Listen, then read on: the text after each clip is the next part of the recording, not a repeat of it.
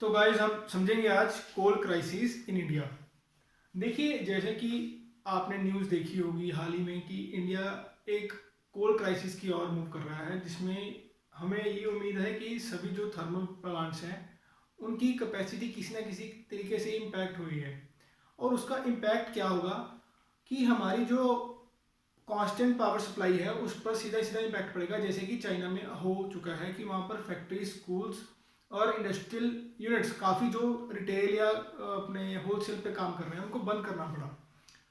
और कारण क्या था? वहाँ पर भी कोल की शॉर्टेज की वजह से पावर जनरेट नहीं हो पाई, और जिसकी वजह से उनको मजबूरन ये स्टेप लेना पड़ा। और डर यह है कि इंडिया को भी कहीं इस स्थिति का सामना ना करना पड़ जाए।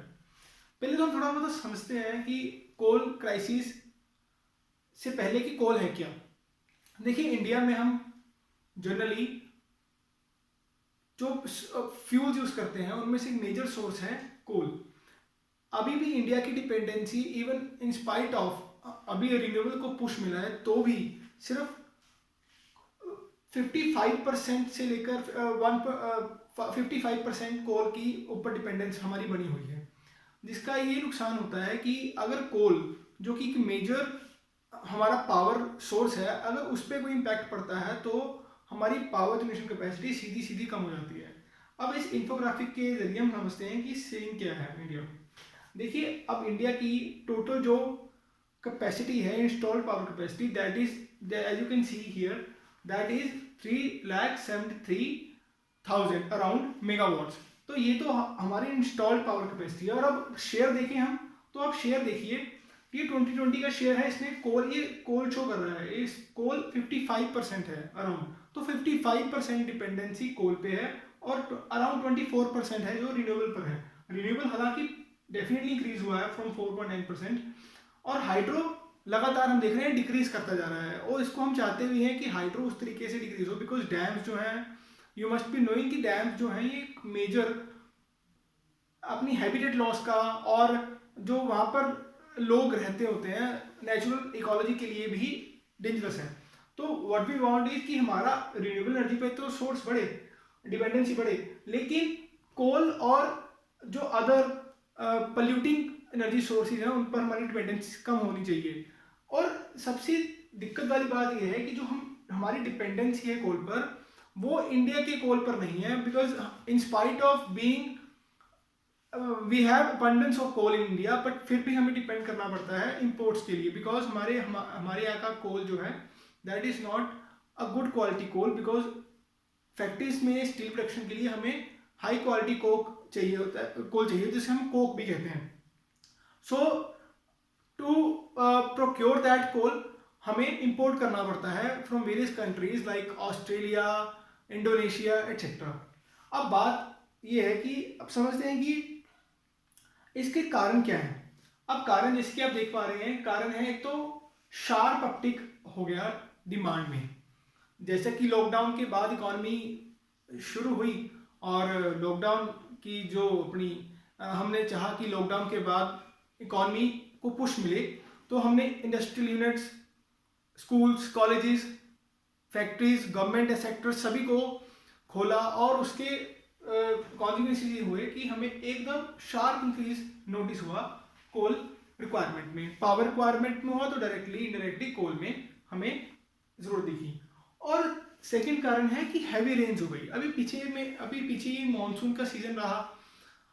आईएमडी की प्रेडिक्शन थी कि रेनफॉल जो है वो नॉर्मल से थोड़ा सा अब ऊपर लेवल पे रहेगा, लेकिन लास्ट मंथ्स में ऐसा हो गया था कि आईएमडी ने डिक्लेयर कर दिया था कि इस बार शायद रेनफॉल कम हो।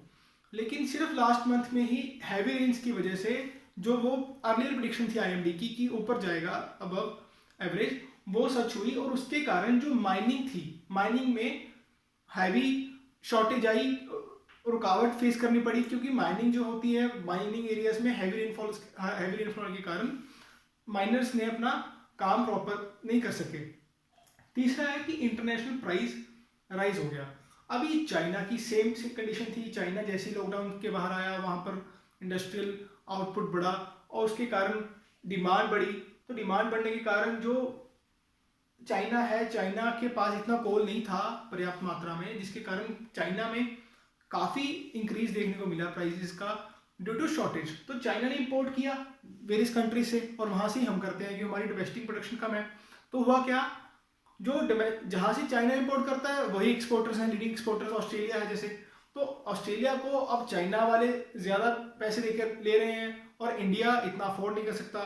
तो डायरेक्टली इंडायरेक्टली हुआ क्या कि हमें कोल इंपोर्ट कम करना पड़ा, क्योंकि अभी इंपोर्ट कैसे कि हम इतना हैवी प्राइस नहीं पे कर सकते। अभी कोल अभी already we are facing with high rise of fuels and other daily commodities. तो उस इन्फ्लेशन की वजह से वन ऑफ द रीजन है कि हमें कोल प्रोडक्शन कम हो गई। अब स्टेप्स जो हैं जो हमने लिए हैं ताकि इसको इस स्थिति से बाहर निकला जाए, सबसे नंबर 1 स्टेप है कि जो इंटर मिनिस्ट्रियल टीम्स बनी हैं।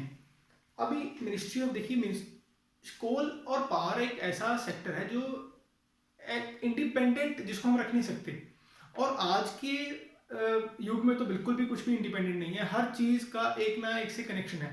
फॉर एग्जांपल आप कोल ही ले लीजिए। अब कोल, मिनिस्ट्री ऑफ कोल की तरफ से माइनिंग होता है, कोल इंडिया अपना प्रोडक्शन करता है, तो ये सारा काम प्रोडक्शन से लेकर आ गया। उसके बाद जनरेशन होता है तो मिनिस्ट्री ऑफ पावर में आ जाता है। तो मिनिस्ट्री ऑफ पावर जो है जनरेट करती है और उसके बाद डिस्ट्रीब्यूशन करनी होती है। तो उसके बाद ministry of new and renewable energy भी इसके साथ की स्टेक होल्डर है। तो वेरियस इंडस्ट्री अपनी जो मिनिस्ट्रीज हैं उनको साथ में लेकर एक इंटर मिनिस्ट्रियल टीम बनाई गई है जो कि इस सिचुएशन को देख रही है और इंश्योर कर रही है कि सप्लाईज एप्टली हो और प्रॉपरली हो, जितने भी हमारे थर्मल पावर प्लांट्स हैं कोल बेस्ड। और जो भी कैप्टिव माइनिंग्स हैं, जो कि कैप्टिव माइनिंग से होती हैं, जो अटैच्ड जो माइंस जो हैं कंपनीज और या थर्मल पावर प्लांट्स खुद ही ओन करते हैं, मतलब कि खुद ही माइन करते हैं और खुद ही प्रोड्यूस करते हैं, उनमें उनको हैवी इंस्ट्रक्शंस हैं कि आप बूस्ट कीजिए अपनी माइनिंग्स।